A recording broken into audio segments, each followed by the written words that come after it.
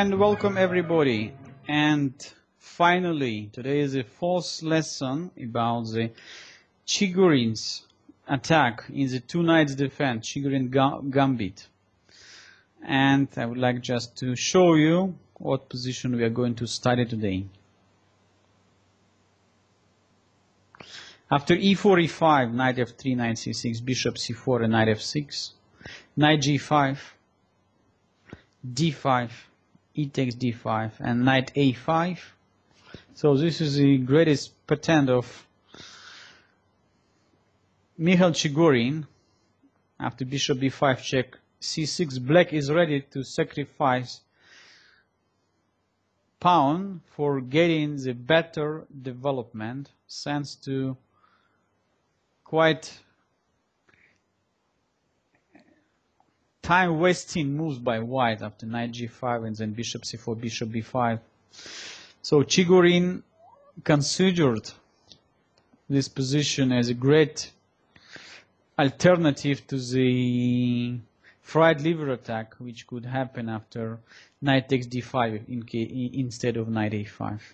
And already in my previous lesson, if you would like to start with the history of this variation and with the typical classical games, so just please work out my first 3 lessons about this course of Chigorin's Gambit in the two knights defense. But today I would like just to give you a story of what exactly happened in 1819 when Stenitz and Chigorin were playing a few most, I would say, famous games in chess history for that variation.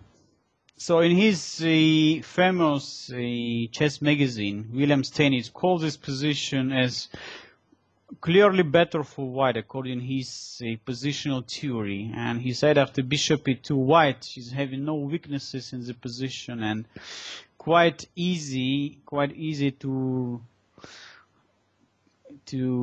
stop black's attack in the center and on the king side.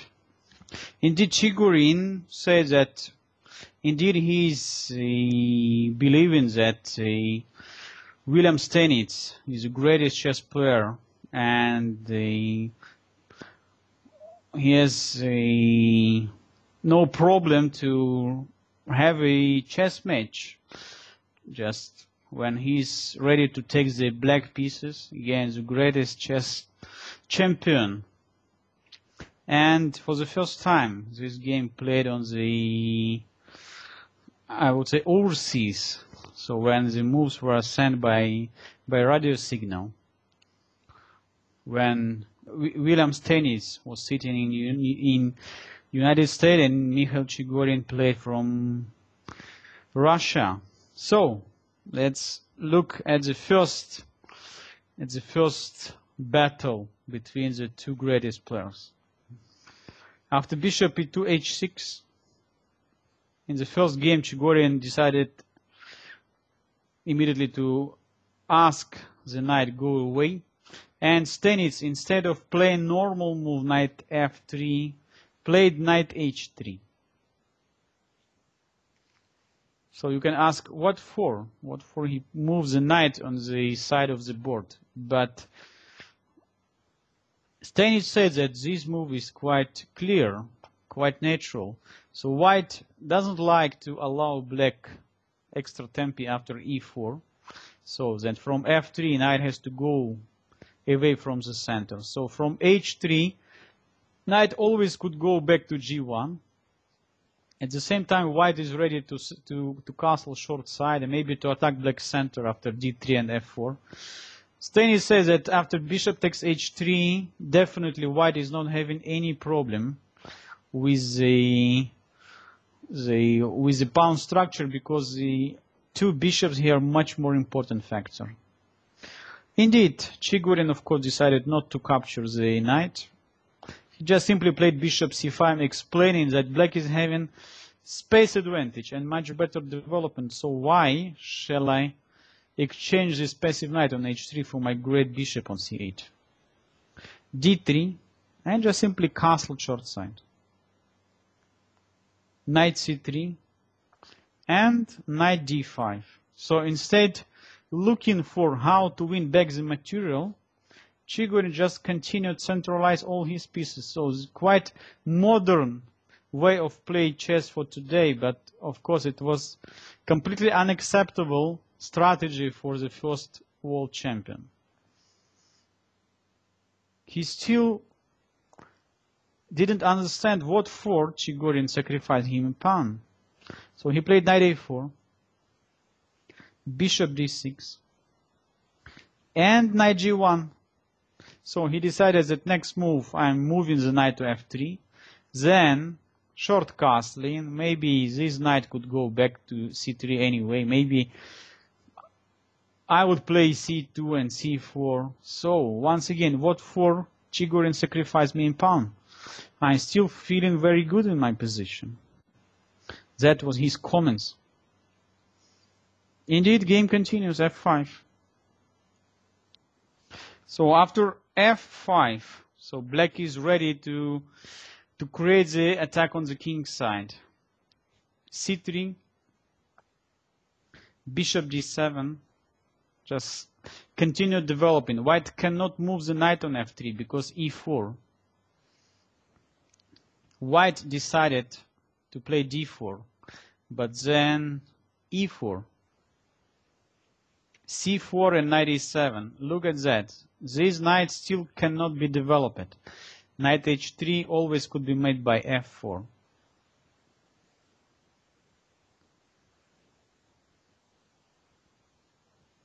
Knight c3. Bishop e6. So, other pawn now under attack. b3. Bishop b4. Bishop b2. f4. So black is intending now to play knight f5 and the pawn on d4 is gone. So in this already critical position, Stanis decides to sacrifice black a pawn but to create some tactical opportunities, because from positional point of view his game is lost. Black has all his pieces in the game and strong attack on the king side. After queen c2, queen takes d4, king f1. Now white is intending maybe to play knight takes e4, to play knight d5. Stanis still believes that he has quite good chances. Bishop takes c3, of course bishop takes c3, or even queen takes c3, trying to exchange pieces. But as we know, the Chigorin is the greatest tactical player, and he finds the decisive combination. Look at that. f3. So always in such a situation, the tactical solution is the most natural one. G takes f3, E takes f3, bishop takes f3, bishop f5, knight e4, bishop takes e4. Only now, we can realize what happened. So if bishop takes e4, then simply rook takes f2, queen takes f2, and queen takes e4, and next move rook f8 is coming. So white is losing immediately. So after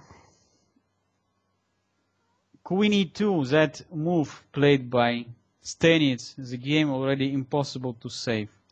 Bishop takes f3. Queen e6 check. So white is even winning the queen, but black is just getting too many pieces for it. King h7, bishop takes d4, and bishop takes h1. Black is having two pieces and a rook for a queen, and still white's king is in a very bad position. So it's not a big surprise that game is finishing so fast now. Queen h3. Because black is just getting all his pieces into the attack over the white's king. Knight f5, bishop e5. So the last rook is coming into the game. Rook e8, bishop f4, knight d4, queen d3 check, bishop e4, takes, rook takes f4 with another threat, bishop g2 check. So it's funny that white is still with the knight on g1 and king completely unprotected on f1. f3, rook f8, so now threat is bishop takes f3, queen takes a7, c5, queen c7, knight c6. It's very nice to see that instead of just grabbing the pawn on f3, Chigorin preventing just any counterplay from white side, so intending just to bring the knight to d4. So this bishop also could join the attack after bishop c3 and bishop d4.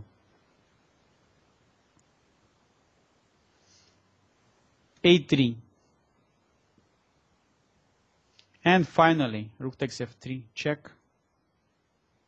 Knight takes f3, rook takes f3, check. So king e2 will be met by knight d4, and the mate on the next move. Stenitz played king g1, but after bishop d2, decided to resign because there is nothing could stop bishop e3 with the deadly mating threats against the white's king. So it was the first game played in 1819, and it was very, very difficult. I would say one of the most surprising losses of the world champion William Stenitz.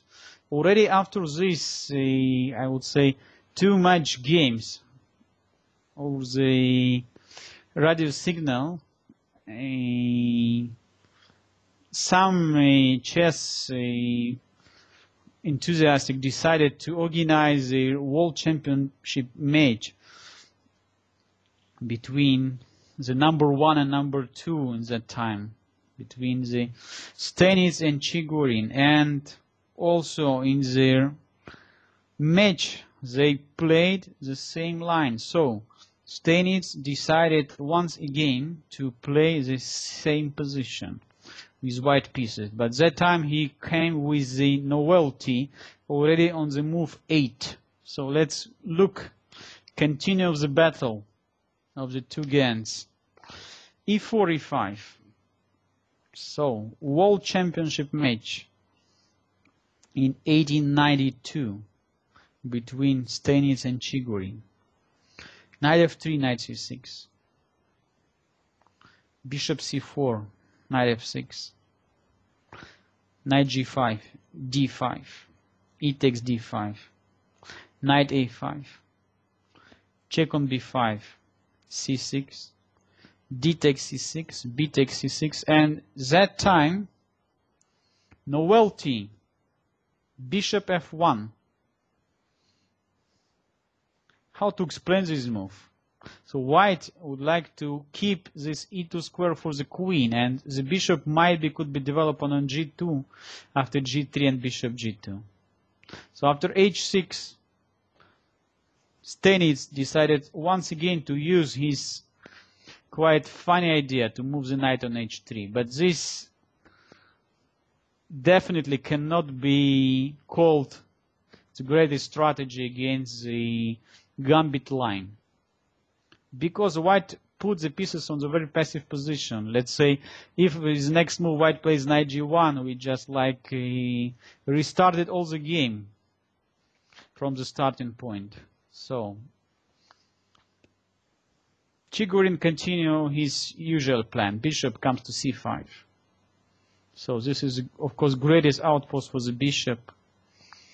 After d3,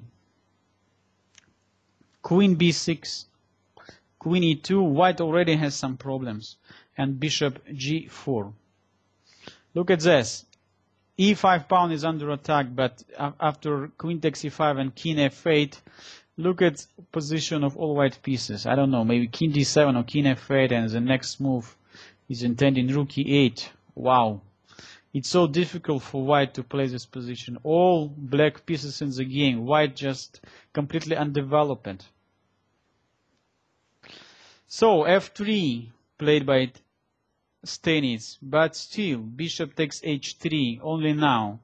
G takes h3 and long castling. Black is having great development advantage. So white is having a lot of holes. f4. Not talking about h4, but let's say knight could very fast reach the f4 square. All the black pieces in the game. So king already castled. So Chigorin decided not to spend time, but to bring all the pieces immediately in the game. After knight d2, knight came into the game. Knight d5. Knight b3. Check. Already white cannot play c3. Pay attention. c3 just takes and takes. And white is losing already.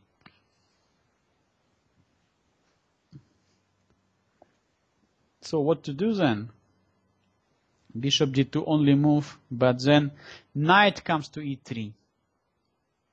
In the World Championship match, after 16 just moves, white is in completely losing position. Can you imagine? The greatest William Stanitz is getting in such a great trouble against Mikhail Chigorin. Bishop takes b4. Queen takes b4 with a check. c3. Queen h4 check. King d2 and knight a to c4 check. King c1. And as we know, in such a situation when black is having such a great positional advantage, it's not a big deal to find the decisive combination. And of course, Chigorin found it immediately. Rook takes d3. Simple combination.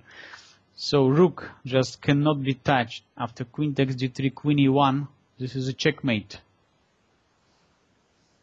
And if we not taking it after bishop g2, then black is just bringing one more piece into the game. Rook h to d8. So what energy, with such great energy, Chigorin played this game, that in this situation, after 21 moves, white could resign. a4, check on d1, and only when the game reached 24 moves, finally Stanis decided to resign, because after king takes d1 and queen f2, black is going to checkmate white's king by the next knight e3 and queen c2 checkmate. Unbelievable game. In the World Championship match happened such a great demolished of white's position. Just already in the immediately after the opening, Chigorin find himself in the completely losing position. So his novelty of bishop f5 hardly could be called the greatest one. Indeed, even later in that match, just 5 days later, he continued and tried once again to play this position. Can you imagine? Look at that. e4, e5, knight f3, knight c6, bishop c4, knight f6, knight g5 and d5, e takes d5, knight a5, check, c6, takes, and once again bishop f1. Unfortunately for this bad move, bishop f1, Stanis is going to pay for another very tough loss. h6, knight h3 and bishop c5. So here, instead of moving the pawn after d3, Stanis played immediately queen e2. But of course, this move cannot change the evaluation of the position. Black is having so great position, so all the pieces are ready to start the attack. Short castling. Now definitely the e5 pawn cannot be once again captured because rook e8. c3, intending b4. but bishop b6.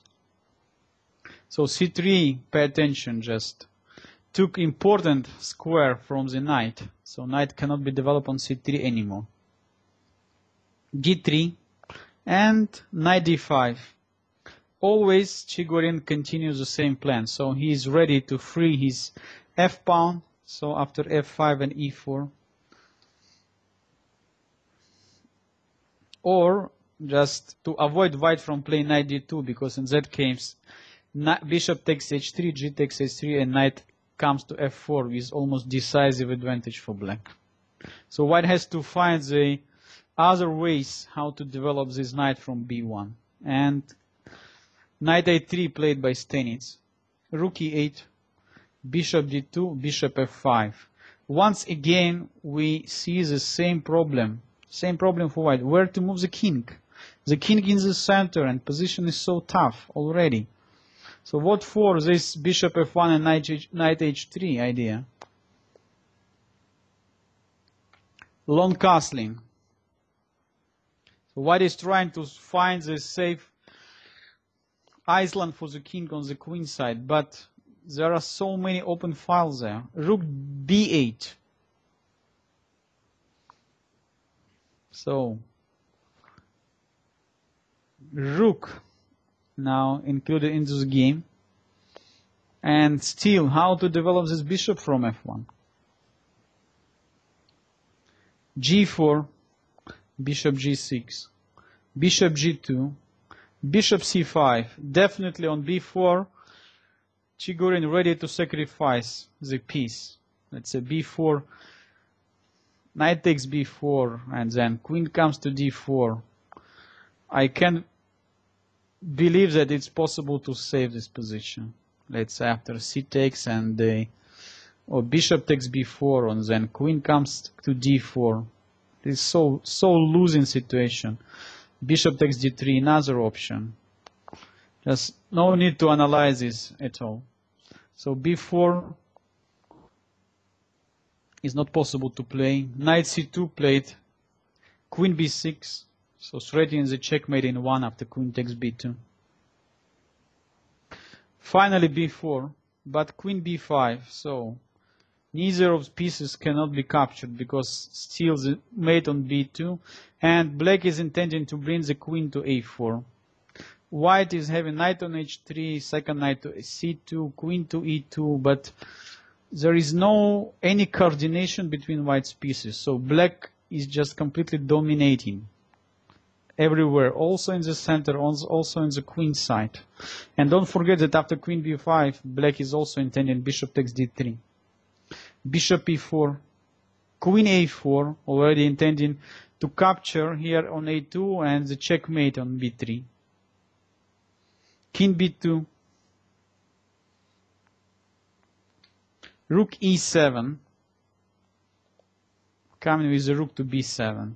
Bishop take g6, f take g6. Rook b1, bishop d6. Rook h to c1. So white is trying to manage some defense on the queen side. Rook b6, intending rook a6 also in some lines. King a1 and rook e to b7.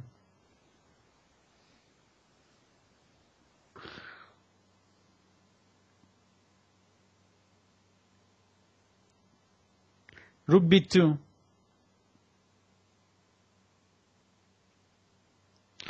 Let's pay attention why white cannot capture. I guess simply takes and queen takes. Rook takes b7 and black has winning resource here. What can be done? I saw knight takes c3. Looks like that's it, and threats queen takes a2. Maybe any better after b takes a5? Yeah, takes queen takes c2, and black is much better. Rook b2 played, c5, queen e4, knight f6, queen takes g6, c takes b4, c takes b4, knight c6, so intending knight takes d4, intending maybe rook a6. So maybe here still was possible for white to fight, but Stenitz finally decided to move, to make one active move with this game and play g4, g5. Unfortunately, completely overlooked the nice trap, knight e7. So the queen is trapped. So instead of king, the queen is trapped. So I guess that after the move around move 20, the Chigorin had almost winning position. That he played maybe not the best way, but still white had so many problems that at the end, I guess Stenitz was just completely out of energy and just missed the quite simple tactics. Knight e7.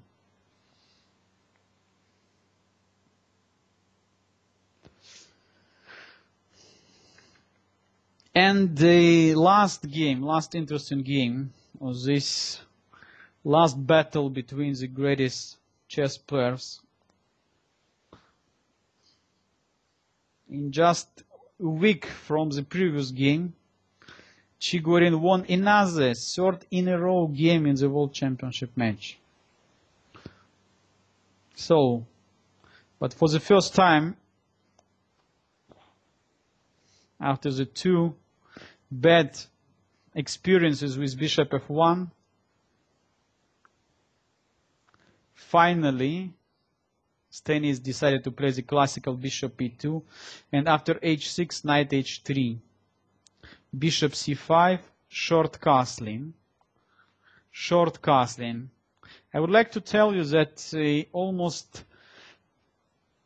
80 years after that game, 70 years after that game, the greatest Bobby Fischer decided to test the receipt from a world champion and started to play this variation in the games. And it's not so simple for black to play, because after bishop takes h3 and g takes h3, white is having two bishops, and that bishop is coming very fast to f3.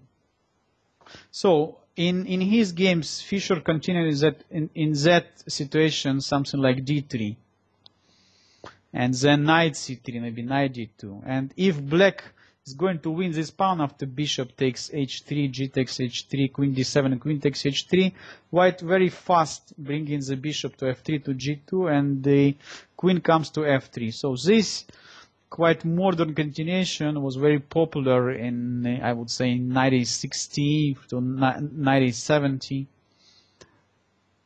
Let's say after d3 takes queen d7, bishop f3, queen takes h3. Black is winning back the pawn, but after queen f3 and then queen g3, white is having two bishops and quite good position, because look, that knight is quite far away from the center. White very fast bringing the knight to c3, queen g3, having two bishops, and quite safe and quite protected king side. In the first game played by that line, once again Stenitz played c3, but after knight b7 and queen a4, I would say this is quite strange move. The queen is going away from the king side, and now bishop takes h3 is quite powerful. G takes, queen d6, d3, knight d5, bishop f3, bishop b6. So knight is coming now into the center. Knight c5. So after queen h4, Stenitz played bishop c7, intending e4. So now we can realize that white is having greatest problems in this position. It's just very difficult to save already the game. Rook d1, f5. So black's attack on the king side develops so easily. bishop takes d5, c takes d5, knight d2, rook f6, king f1, e4. It's just almost impossible to stop.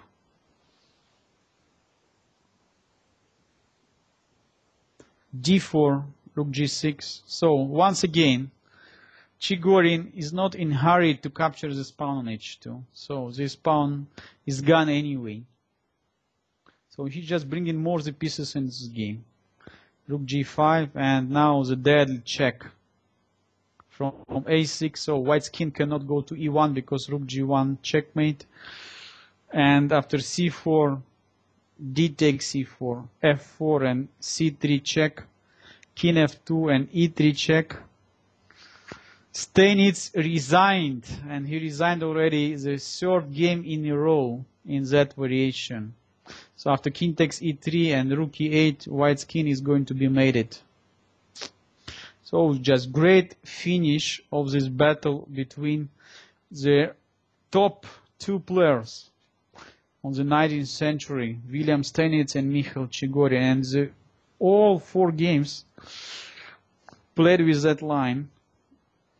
Always Chigorin just found the great way how to use his initiative and his development advantage, his domination of his pieces for creating the decisive mating threats on the king side and developing the strong initiative in the center, which finished with the checkmating attacks.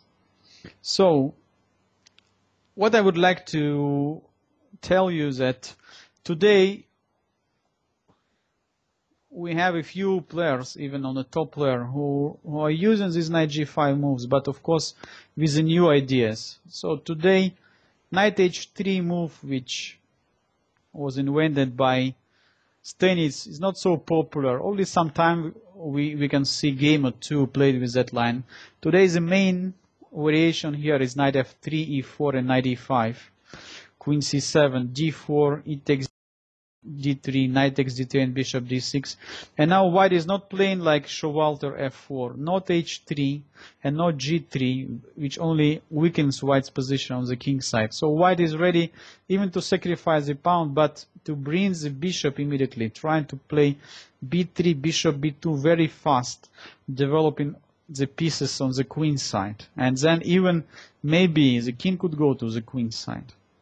So this position after b3 still very, very complicated. Black usually continues here short castle, and after bishop b2 or knight e4 or bishop f5, rook comes to e8. Black is still having quite strong initiative for a pawn, but of course white is having the extra material, extra pawn, and it's rather complicated situation. So players who loves to play, I would say, for a very sharp battle, I would recommend you, even with white, to check this variation. Even Garry Kasparov, even Alexander Morozevich, and other players were using this aggressive opening line, and they were ready to survive 10, 20 moves in defense, but then maybe to realize at the end of the game the extra pawn in the end game. Indeed, as you can see, and what also all we studied, the black is having just great compensation here. So good development of all his pieces and control over the center. Knight from a5 very fast could go back into the game after knight c4 or c5, knight c6. Or like in this position, after bishop f5, rook d8, rook e8, black could develop quite strong pressure in the center, which of course compensates the sacrifice the pawn. So just very interesting, very nice gambit line, and I would like you to, of course, to start playing it also with black pieces. So don't be so scared of the fried liver attack. So you always could meet your opponent with the Chigorin's Gambit. So thanks everybody for watching. Just follow my Gambit guide. The next week we continue analyzing the gambit variation, different styles, different ways, different openings. But if you have any question, you can contact me on my webpage www.chesslessons.wordpress.com. Thanks for watching. Bye.